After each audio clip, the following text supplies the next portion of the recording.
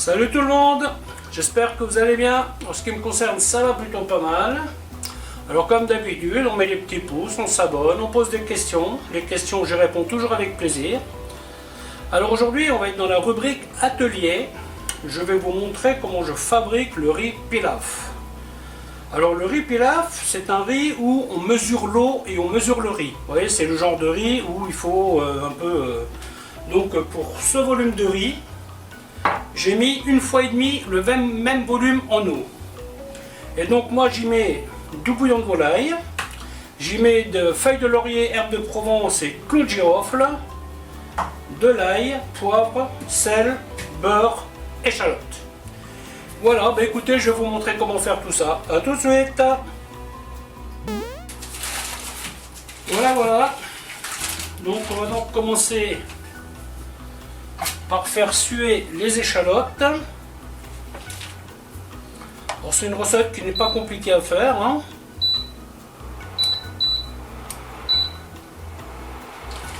En général, je suis assez généreux en beurre. Alors si vous préférez l'huile d'olive, vous le faites avec de l'huile d'olive évidemment. Ce genre de choses, je suis plutôt adepte du beurre, hein.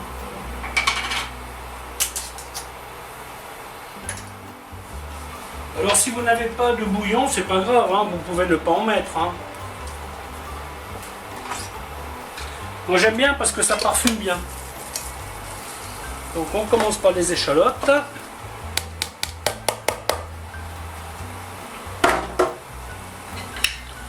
Et on va les faire suer. Alors cette étape elle est assez importante, hein. Faire bien suer les échalotes. De préférence sans coloration.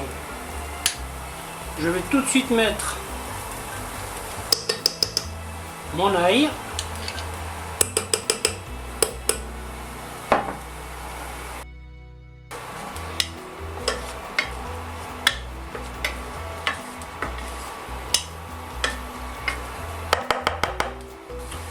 Alors ce riz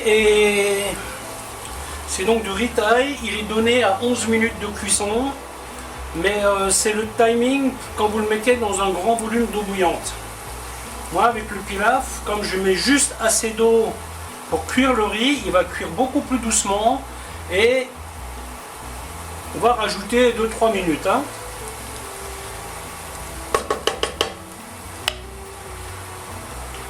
Alors ce que je fais, je mets mon riz à cuire, je mets ma minuterie sur 8 minutes. Après je fais un check-up, je regarde est-ce qu'il y a assez d'eau et tout. Et après s'il faut j'en rajoute un peu et puis voilà. Je préfère faire comme ça que de mettre tout de suite trop d'eau. Parce que ce riz là il a tendance à boire un peu plus, à absorber un peu plus qu'un riz de base, hein. Donc là on insiste bien, hein. Quand je mets le riz, les échalotes sont quasiment cuites, hein.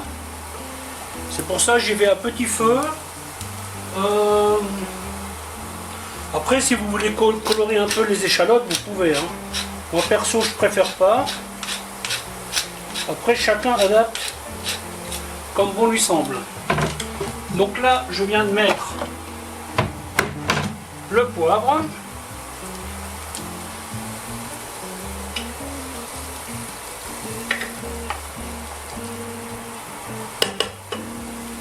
C'est un truc très facile à faire. C'est quand même bien de se donner le temps de faire bien. Donnez-vous aussi le temps de bien mesurer votre riz et aussi votre volume d'eau. Ça vous évite d'être en galère plus tard.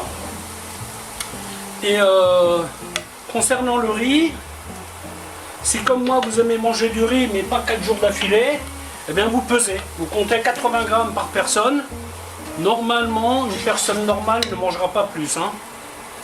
Après, il y a toujours des gloutons, mais bon. Ensuite, voilà, je mets le riz et maintenant je vais faire ce qu'on appelle nacrer le riz. Donc nacrer le riz, on va l'enrober avec de la matière grasse. Voilà, et ça va le parfumer aussi un petit peu.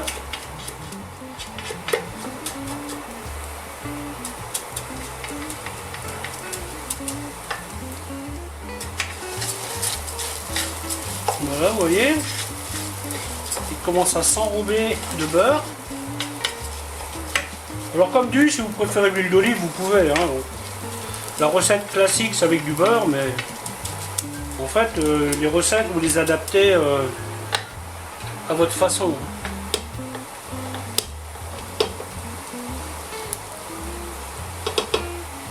Voilà. Ensuite, on réduit le bouillon de volaille en poudre. Voilà. Et on met l'eau. Donc là, je vais porter à ébullition.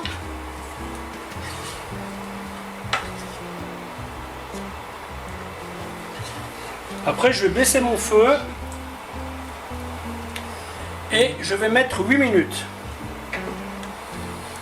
Je vérifierai. Et en fonction de ça, je vais rajouter de l'eau ou pas. Et je vais ajuster mon temps de cuisson. Alors, il y a des gens qui s'amusent à mettre une feuille de papier dessus. C'est pas trop mon truc. Moi, je mets un couvercle, ça marche très bien. Alors faites attention avec le sel. N'oubliez pas que le bouillon de volaille est déjà salé. C'est pas la peine d'en rajouter une tonne. Moi j'en ai mis un peu parce que le riz il absorbe bien le sel, mais là j'aurais probablement pas besoin de réassaisonner. On couvre 8 minutes. 8 minutes sont donc passées. On met un petit coup de touillette.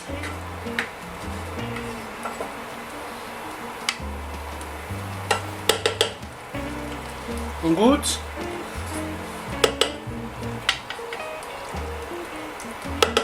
Donc là je rajoute 4 minutes. Une petite goutte d'eau.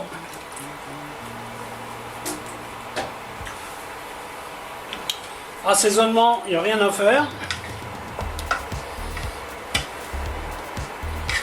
Et voilà, et on termine la cuisson.